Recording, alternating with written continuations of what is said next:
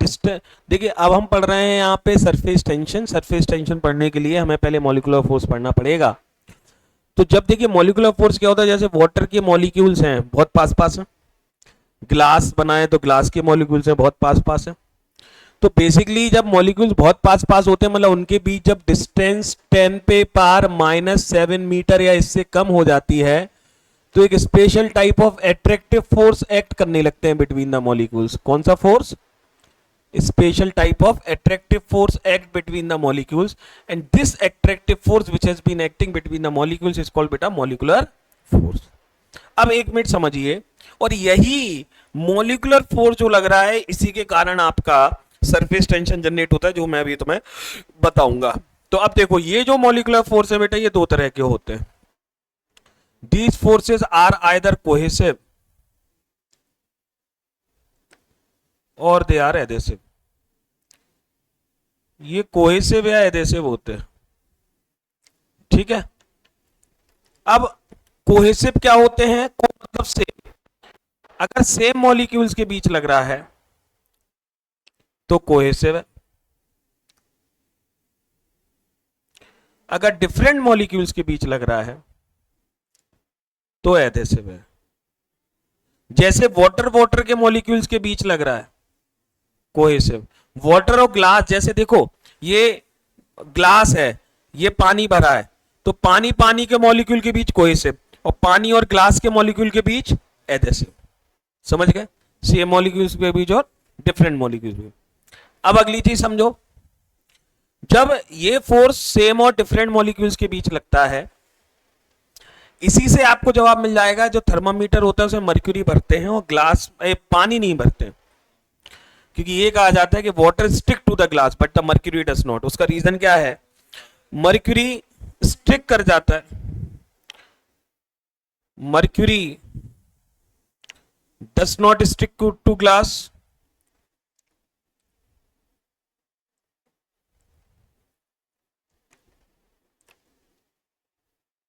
और दूसरा क्या? Water stick to glass.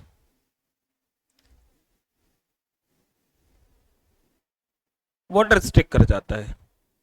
Reason सुनो, वाटर स्टिक इसलिए कर जाता है कि जो वाटर वाटर के बीच कोहेसिव है वो कम है, और वाटर और ग्लास के बीच एडेसिव ज्यादा है, तो वाटर अपने वाटर को वापस नहीं खींच पाता है। समझ गए ना? तो आप यहां क्या लिखोगे? The cohesive force between water water is less as compared to the adhesive force between water and glass। समझ गए? और mercury does not stick to glass, मतलब cohesive force between mercury ज्यादा है as compared to the adhesive force between mercury and glass। समझ गए? इसलिए वो स्टिक नहीं करता। क्लियर है? अब देखो सरफेस टेंशन समझते हैं।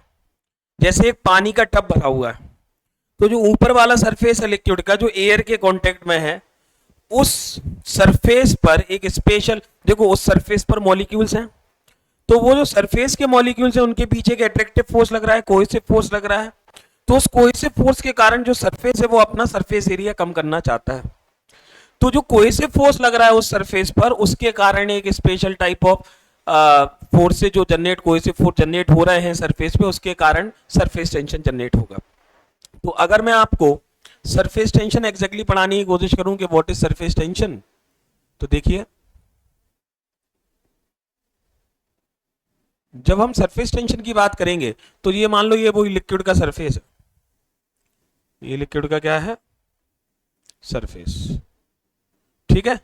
तो ये लिक्विड के एक, मैंने यहां पर एक लाइन ड्रॉ किया, इमेजिनरी लाइन मैंने, तो इस लाइन पर बहुत सारे मॉलिक्यूल्स आ रहे हैं, सुनना ध्यान से। इन मॉलिक्यूल्स पर भी फोर्स लग रहा है, कोई से फोर्स दोनों तरफ मॉलिक्यूल से बोलो हाँ या ना। और ये जो लाइन है, इस लाइन की लेंथ अगर आप L मान लीजिए, क्या मान लीजिए? L। तो what is this? F, the cohesive force. What is F? The cohesive. तो नेट कोहेसिव फोर्स, तो अगर हम एक लाइन के देखें तो ये कोहेसिव फोर्स लग रहा है। अब तुम्हें क्या लगता है, अगर ये लेंथ ज्यादा होगी तो मॉलिक्यूल्स पर कोहेसिव फोर्स ज्यादा लगेगा कि नहीं लगेगा? लगेगा। तो हमने देखा कि ये जो कोहेसिव फोर्स F लग रहा है मॉलिक्यूल पर वो directly proportional to length L है। एक हमने एक इमेजिनरी लाइन जो ड्रॉ की, let there be an imaginary line which we have drawn, ठीक है।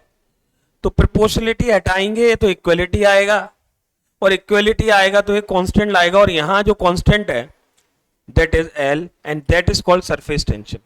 बेटा कुछ बुक्स में सरफेस टेंशन को T से भी शो करते हैं, कुछ में आप सिग्मा से शो करते हैं।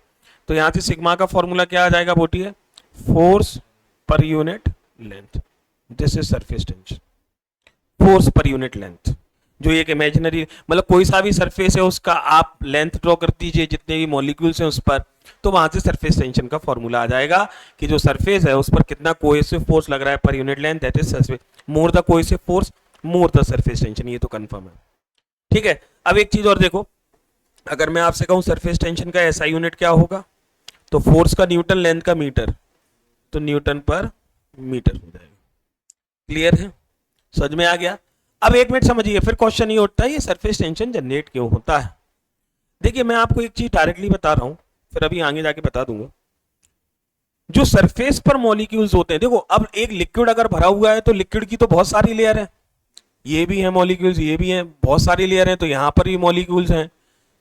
लेकिन बेटा ये जो सरफेस पर जो मॉलिक्यूल्स होते हैं इन पर जो एनर्जी है, सरफेस पे जो मॉलिक्यूल्स हैं इनके पास जो एनर्जी एक्सेस एनर्जी होती है, इनके पास ज्यादा होती है। क्यों होती है उसका रीजन अभी बाद में बताऊंगा। तो जो सरफेस के मॉलिक्यूल्स होते हैं इनके पास एक्सेस एनर्जी होती है। अल्टीमेटली जब एक सरफेस होता है तो सरफेस की एनर्जी को सरफेस एनर्जी कहते हैं, ठीक है। तो जो सरफेस पर जो है के जो मॉलिक्यूल्स हैं उनकी जो एनर्जी है, सरफेस एनर्जी, वो ज्यादा होती है। तो आप इसको ऐसे भी समझ सकते हैं कि सरफेस, कोई सा भी जो सरफेस क्या है हमारे लिए, जो एयर के कांटेक्ट में है। तो जब कोई सा भी सरफेस होता है जो एयर के कांटेक्ट में है, वो हमेशा खिंचाव की अवस्था में होता है, क्योंकि वो सरफेस टेंशन लग रहा है उस पर, फोर्स पर यूनिट लेंथ देखो लग रहा है, तो खिंचाव की अवस्था में होता है। वो अपने मॉलिक्यूल्स को पास पास लाना चाहता है due to this cohesive force. क्यों करना चाहता है लेकिन ऐसा, क्योंकि जब मॉलिक्यूल्स पास पास आएंगे तो सरफेस एरिया कम हो जाएगा, सरफेस एरिया कम हो जाएगा तो सरफेस एनर्जी कम हो जाएगी, सरफेस एनर्जी कम हो जाएगी तो सरफेस की स्टेबिलिटी बढ़ जाएगी, क्योंकि एनर्जी और स्टेबिलिटी इनवर्स रिलेशन में होते हैं। तो इसीलिए वो कोशिश करता है कि मॉलिक्यूल्स पास पास आ जाएं और उसकी सरफेस, तो दैट्स वाई सरफेस टेंशन रहती है सरफेसेस पर।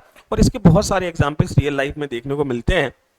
देखो एक दो चीजें मैं आपको बताता हूँ और सरफेस टेंशन की, जैसे आपने देखा होगा अभी डेंगू के मच्छर होते हैं तो वो साफ पानी में होते हैं, क्योंकि एक चीज और याद रखना, जब आप किसी सरफेस पर या किसी लिक्विड में इम्प्योरिटी मिला देते हैं तो उसकी सरफेस टेंशन घट जाती है।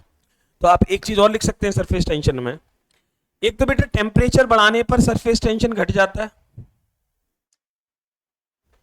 ठीक है, और इम्प्योरिटी ऐड करने पर भी सरफेस टेंशन घट जाता है।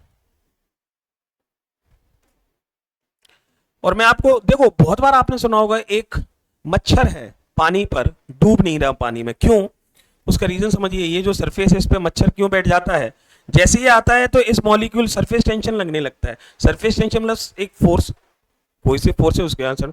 तो जैसे आप समझे, जैसे ये आपने एक सरफेस था इस पे एक मच्छर बैठा, तो यहाँ जो मॉलिक्यूल इस पर सरफेस टेंशन लगने गए हैं, ये जो दो तरफ सरफेस टेंशन लगा इसके कारण एक नेट फोर्स ऊपर की तरफ जनरेट हुआ, जिसके कारण इसके ये mg को बैलेंस कर देता है और वो उस पर बैठा रहता है। जितना ये सरफेस टेंशन ज्यादा आएगा, सोचो आप जैसे वो जाने की कोशिश की तो एक सरफेस टेंशन जनरेट होने लगता है, ठीक है। इसलिए बहुत बार कहते हैं कि डेंगू का मच्छर साफ पानी में जो पनपता है, अगर उसको खत्म करना है तो इसमें लिक्विड मिला दीजिए, कुछ भी ऑयल डाल दीजिए। ऑयल डालने से क्या होगा, सरफेस टेंशन कम हो जाएगी, इम्प्योरिटी डालने से तो वो उसमें सिंक कर जाएगा। सरफेस टेंशन कम होगी तो उसका mg ज़्यादा हो जाएगा, और जो सरफेस टेंशन एक ऊपर मिल रहा है उसके कारण जो फोर्स, नेट फोर्स ऊपर मिल रहा है वो मिलना बंद हो जाएगा। समझ गए। तो बहुत से और रियल लाइफ के एग्जाम्पल इसमें हो सकते हैं जहाँ रियल लाइफ में सरफेस टेंशन देखने। जैसे मैं एक और एग्जाम्पल बताता हूँ आपको, जो एक ब्रश होता है, शेविंग ब्रश होता है, तो जो शेविंग ब्रश होता है आपने देखा होगा उसके जो ब्रशल्स हैं वो अलग अलग हैं। जैसे आप उसको पानी में डालते हैं निकालते हैं तो ब्रशल्स जो होते हैं उसके वो चिपक जाते हैं। क्यों, एक लेयर बन गई एयर की, मतलब एक लिक्विड की लेयर बन गई, सरफेस टेंशन लगा, मॉलिक्यूल्स पास पास आए, बोलो हैं, इसलिए ऐसे हो जाता है। तो ऐसे रियल लाइफ के और एग्जाम्पल बाद में बताएंगे। तो पहले मेन समझ गए आप, सरफेस जो है वो एक खिंचाव की मात्रा में है जिसके कारण सरफेस टेंशन जनरेट हो रहा है। ठीक है, अब अगर इसी को मॉलिक्यूलर स्टेट में समझा जाए, if we are going to see this thing on a surface tension on the base of molecular level, molecular level पे देखा जाए सरफेस टेंशन को, ठीक है, तो समझने की कोशिश करते हैं कि जो सरफेस है उस पर एक्सिस एनर्जी क्यों होती है। ठीक है, सुनो ध्यान से। तो इसके लिए हम क्या करेंगे बेटा,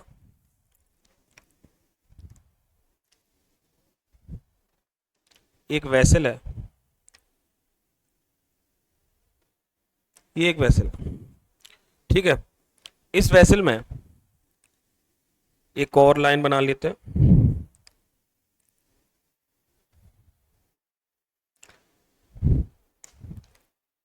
ये वेसल में यहां तक लिक्विड भरा हुआ है, ठीक है, और यहां पर बहुत सारे मॉलिक्यूल्स हैं, और ये जो दूरी हम ले रहे हैं ये वही है, मॉलिक्यूलर रेंज है। मॉलिक्यूलर रेंज समझ गए, 10 पे पावर -10 मीटर मॉलिक्यूलर रेंज। अब एक मिनट समझो, हर जगह पर जैसे ये एक मॉलिक्यूल है, ये एक मॉलिक्यूल है किसका, वाटर भरा है, तो मान लो वाटर का है, तो ये बेटा बताओ ये चारों तरफ और मॉलिक्यूल से घिरा है, हाँ, तो ये इसको खींच रहा है, ये इसको खींच रहा है, ये इसको खींच रहा है, ये नेट फोर्स कितना लगेगा बोलो, ये मॉलिक्यूल ए मान लो, हाँ, इस मॉलिक्यूल पर नेट फोर्स कितना लगेगा, 0 लगेगा, क्यों, क्योंकि चारों तरफ से कुल। अब एक मिनट सुनो, यहां पर एक मॉलिक्यूल है, ये भी, इस पे 10 पे पावर -7 की दूरी पर इस पे ही बहुत सारे मॉलिक्यूल्स हैं, तो इस पर भी नेट फोर्स क्या लगेगा, लेट इट बी मॉलिक्यूल, इस मॉलिक्यूल पर भी नेट फोर्स क्या लगेगा, 0। अब एक मिनट रुको, अब तीसरा मॉलिक्यूल ले रहे हैं यहां पर, ये है, ये -7 मीटर की दूरी है, तो यहां पर जितने भी मॉलिक्यूल्स होंगे होंगे ना ऊपर, तो इधर तक जो मॉलिक्यूल है इस पर भी नेट फोर्स क्या होगा, इस पर भी नेट फोर्स 0 होगा। मतलब अगर ये सी मॉलिक्यूल है तो इस मॉलिक्यूल पर भी नेट फोर्स 0 है। लेकिन अब सुनना ध्यान से, एक डी मॉलिक्यूल यहां है, देखो बेटा, ये जो डी मॉलिक्यूल है इसके नीचे तो मॉलिक्यूल्स हैं, बोलो, ऊपर नहीं है, तो इधर फोर्स लगा, इधर लगा, इधर लगा, इधर, तो इस पर नेट फोर्स कहां लगा, ठीक है, नेट फोर्स डाउनवर्ड लगेगा कि नहीं, आया ना, इस पर नेट फोर्स डाउनवर्ड लगेगा। तो मैं एक चीज कह सकता हूं ना कि वो सारे मॉलिक्यूल्स जो इस मॉलिक्यूलर रेंज में लाई कर रहे हैं, 10 पे पावर -7 के ऊपर है सरफेस के, ये मॉलिक्यूलर रेंज है, ठीक है, ऑल, हाँ, all the molecules in this range will have net force downward, ठीक है, in this range will have net force downward, हाँ या ना, ठीक है, नीचे की तरफ लग रहा है, बोलो, जितने भी यहां पर मॉलिक्यूल्स हैं उन सभी मॉलिक्यूल्स पर एक नीचे की तरफ नेट फोर्स आ रहा है कि नहीं आ रहा है। अब एक मिनट सुनो, मतलब अगर मॉलिक्यूल यहां से यहां आया तो उस पर नेट फोर्स नीचे आ रहा है, ऊपर नहीं आने देगा उसे कोई। अच्छा, जैसे मान लो एक छोटा सा वेसल था, सरफेस इतना सा था, इतने ही पानी को हमने एक बड़े वेसल में ट्रांसफर कर दिया, लेवल घट गया लेकिन सरफेस तो बढ़ गया, यहां सरफेस ज्यादा है कि नहीं है, सरफेस बनाया किसने, इसी के मॉलिक्यूल्स ने, मतलब कुछ और मॉलिक्यूल्स नीचे से ऊपर आए होंगे, जब तो एक्स्ट्रा सरफेस, इतना सरफेस पहले था, ये एक्स्ट्रा सरफेस बना तो ऊपर मॉलिक्यूल्स आए टू फॉर्म द सरफेस। अब एक चीज समझिए, जब नीचे के मॉलिक्यूल्स ऊपर आएंगे तो यहां तक तो कोई दिक्कत नहीं, नेट फोर्स 0 था तो अपने आप आ जाएंगे, लेकिन यहां से यहां तक आने में उन पर नेट फोर्स डाउनवर्ड लग रहा था, तो आप चाहते हो ये मॉलिक्यूल्स ऊपर आए, तो लिक्विड को इन मॉलिक्यूल्स के ऊपर वर्क डन करना पड़ेगा, जब ये मॉलिक्यूल्स ऊपर आ सकते हैं, हाँ या ना, सरफेस बनाने के लिए।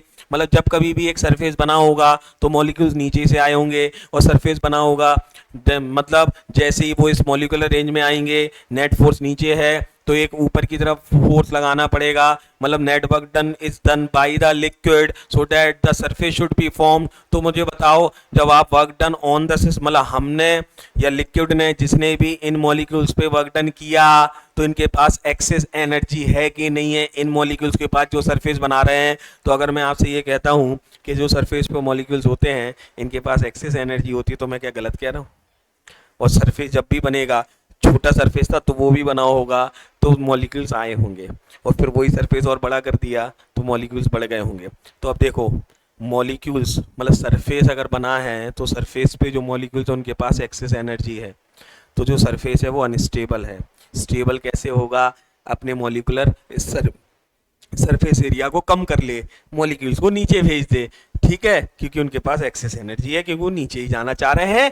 लेकिन हम इसलिए, अब समझ में आया सरफेस टेंशन जनरेट क्यों हुआ, एक खिंचाव की मुद्रा क्यों बनी।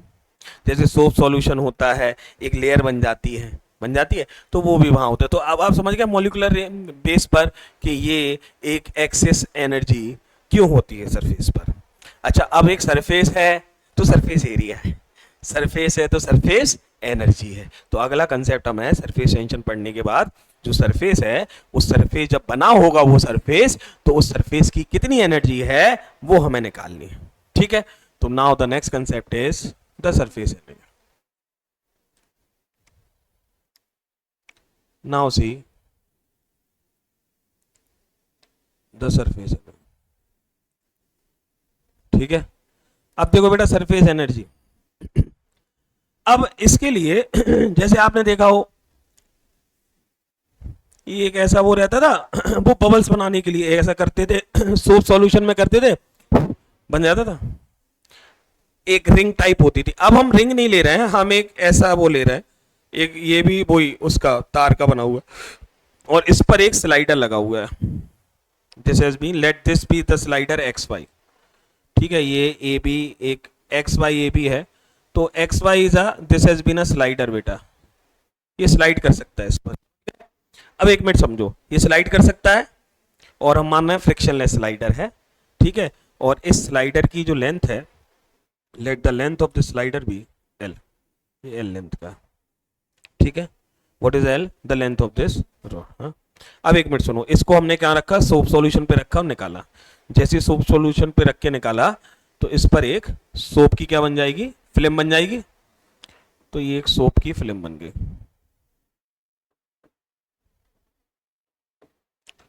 सोप फिल्म, आप पता क्या देखोगे, सरफेस है, देखो एक सोप की फिल्म ऊपर भी होगी और नीचे भी होगी, क्योंकि दोनों तरफ से एयर के कांटेक्ट में है कि नहीं है। अब सुनो, जैसे ये सोप फिल्म बनेगी आप देखोगे ये स्लाइडर अपने आप ऊपर जाने की कोशिश करेगा। क्यों?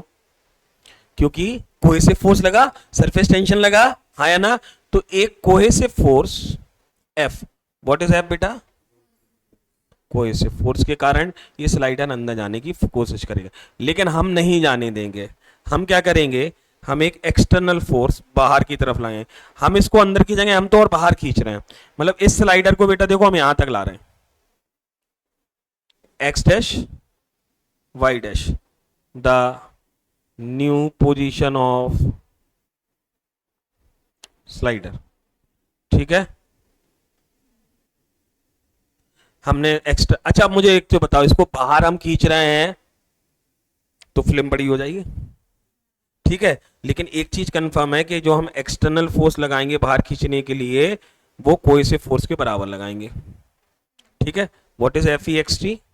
द एक्सटर्नल फोर्स जो हम लगा रहे हैं, ठीक है। चलो अब पहले सुनो, कोहेसिव फोर्स की वैल्यू निकालते हैं। बेटा मैंने आपको बताया था जो कोहेसिव फोर्स लगता है जिस लेंथ पर मॉलिक्यूल्स आप देख रहे हो उसके डायरेक्टली प्रोपोर्शनल होता है। कितनी तरफ फिल्म है यहाँ एक तरफ फिल्म नहीं है, यहां पर भी फिल्म है, यहां पर भी फिल्म, तो यहाँ की भी एल लेंगे, नीचे की भी एल लेंगे। तो अगर मैं आपसे ये कहूं कि ये जो कोहेसिव फोर्स एफ है वो डायरेक्टली प्रोपोर्शनल टू 2L है, प्रोपोर्शनलिटी हटाओ, इक्वलिटी लाओ, तो फिर से वही सरफेस टेंशन आएगा कि नहीं आएगा, हाँ या ना। तो व्हाट इज सिग्मा बेटा? The surface tension of this film, या जो लिक्विड की फिल्म है या सोप की फिल्म है उसकी सरफेस टेंशन सिग्मा है। बोलो बेटा इतना क्लियर है कि नहीं? कोहेसिव फोर्स की वैल्यू हो गई। अब बेटा देखो, जब हम इसको स्लाइडर को बाहर खींच रहे हैं, सरफेस बढ़ा रहे हैं, ठीक है, तो कितना वर्क डन हमने किया वो निकाल रहे हैं। तो what we are calculating the external work done, external work done in, अच्छा ये दूरी मान लो यहां से यहां तक खिसकाने में जो दूरी है वो डेल एक्स है, ठीक है। इन डिस्प्लेसिंग स्लाइडर, जो स्लाइडर है उसको डिस्प्लेस कर रहे हैं फ्रॉम एक्स वाई पोजीशन से नई पोजीशन बोलो एक्स डैश वाई डैश तक ला रहे हैं। वर्क डन कितना होगा, external force into displacement, external force displacement कितना है बेटा, डेल एक्स माना कि नहीं, ठीक है, यहां वैल्यू रख देंगे, ठीक है। वर्क डन की एक्सटर्नल फोर्स की क्या एफ के बराबर है, हाँ या ना, इसको मत दीजिए नाम, टू इसको दे दीजिए। बोलिए एफ की वैल्यू क्या है, sigma into two L into del X, आ गया, ये आपका वर्क डन आ गया बेटा। जब सरफेस बढ़ गया तो सरफेस एनर्जी बढ़ गई, तो मुझे यही निकालना है ये सरफेस एनर्जी कितनी है। तो सुनो सरफेस एनर्जी का फॉर्मूला बताता हूं आपको। The formula for surface energy is the amount of work done in increasing the area, this is increase in area, और इस इंक्रीज इन एरिया को करने में जो वर्क डन हुआ, वर्क डन किससे शो कर रहे हैं, डब्ल्यू से, आए समझ में, the work done in increasing the area is called surface, हाँ सरफेस एनर्जी को ऐसे ही मान रहे हैं, ठीक है बेटा, जस्ट पुट द वैल्यू।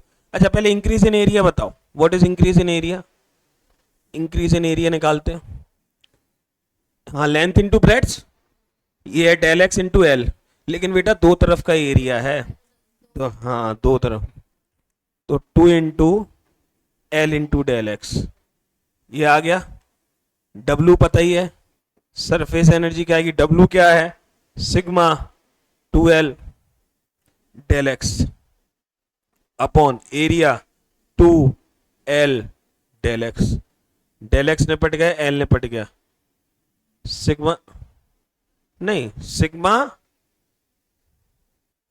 हाँ टू निपट गया, सिग्मा आया। सरफेस एनर्जी किसके बराबर है, सरफेस की, सरफेस टेंशन के बराबर होता है। And this has been a question which has been asked many times, prove that the surface energy of a surface is equals to its more the surface tension, more the surface energy, less the surface tension, less the surface energy, ठीक है, इतना clear है, ये समझ गए। So we have seen the surface tension and the surface energy concept. अगला सुनो, next देखो, सुनो ध्यान से, यहाँ देखो, अब सुनो, अब हम एक और कंसेप्ट देखेंगे, शेप ऑफ लिक्विड मेनिस्कस।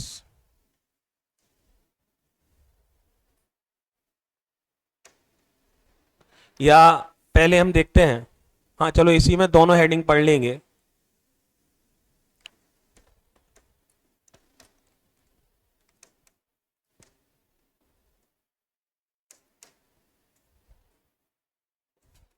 अब एक मिनट समझो बेटा, जैसे अगर एक गिलास है, अभी डायरेक्टली थोड़ा याद रखना है, इस गिलास में आप पानी भरोगे तो जो पानी का शेप होगा ऊपर, ऊपर वाला वो कॉनकेव होगा, ठीक है। अगर ये क्या है ग्लास, और ये क्या है, जो लिक्विड यहां भरा है हमने वो वाटर है। अगर यही मर्क्यूरी भरोगे तो जो शेप होगा वो कॉन्वेक्स होगा, और अगर ये स्प्रिट भरोगे या प्योर वाटर कह दो तो शेप प्लेन होगा, spirit is a some water pure, ठीक है, ग्लास में, तो हाँ, तो दीज आर द शेप। अब इसको दूसरे तरीके से मैं भी समझाऊंगा, ये कैसा शेप है, कॉनकेव, तीन तरह के शेप बनते हैं जब लिक्विड भरते हैं किसी वेसल में, कॉन्वेक्स, प्लेनर। अच्छा अब इसको पूरा समझने के लिए एक और कंसेप्ट समझिए, फिर आ जाएगा। एंगल ऑफ कॉन्टैक्ट क्या होता है, यहीं साइड में देखते हैं एंगल ऑफ कॉन्टैक्ट क्या होता है।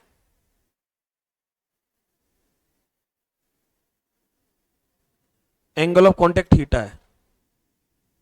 सुनो, डेफिनेशन समझते हैं। At the point of contact, at the point of contact the angle between the tangent on the angle between the tangent on liquid surface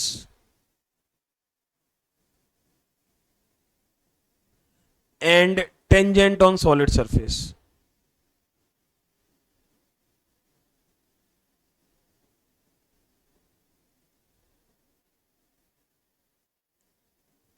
अब देखो यहां पर देखो पॉइंट ऑफ कांटेक्ट कहां है, यहां देखो ये है, this is point of contact. इस पॉइंट पर टेंजेंट ऑन सॉलिड दो तरह से बन सकता है टेंजेंट इस पॉइंट पर, नीचे भी और ऊपर भी, लेकिन टुवर्ड्स द लिक्विड बनाएंगे तो दिस इज टेंजेंट ऑन, किस पर टेंजेंट है, लिक्विड सॉलिड सरफेस पर, हाँ या ना। लिक्विड पर टेंजेंट कैसा होगा, ये होगा कि नहीं जब शेप ऐसा है, this is tangent on liquid. तो इनके बीच जो एंगल बनेगा this is angle of contact.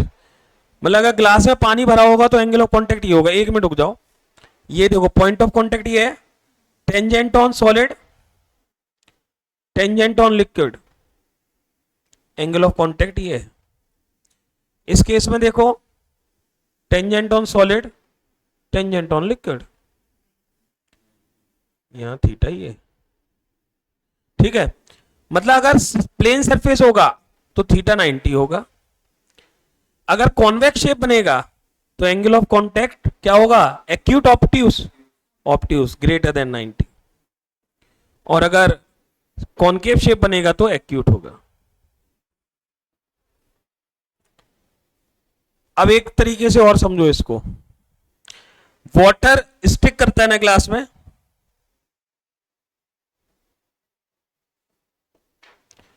Stick to surface, ये वाला स्टिक नहीं करता, डस नॉट स्टिक।